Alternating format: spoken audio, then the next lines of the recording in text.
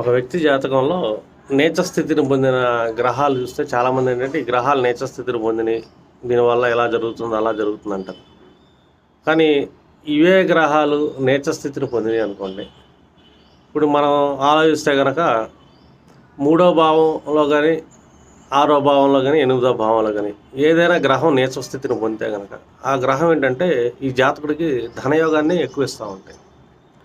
అదొకటే కాదు, 3 భావాధిపతి కానీ 6వ భావాధిపతి కానీ 8వ భావాధిపతి కానీ ఈ గ్రహాలు కూడా జాతక చక్రంలో ఏ భావంలో నీచ స్థితిని పొందినా కూడా ఈ 3, 6, 8 భావాధిపతులు వీళ్ళు కూడా జాతకుడికి ఏంటంటే అధికంగా ధనయోగాన్ని ఇస్తారు వాళ్ళ యొక్క గ్రహ దశాంతరాల్లో.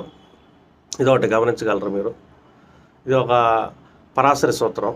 అంటే 3వ భావం 6, 8 భావాధిపతులు నీచ స్థితిని పొందితే ధనయోగాన్ని ఇస్తారు.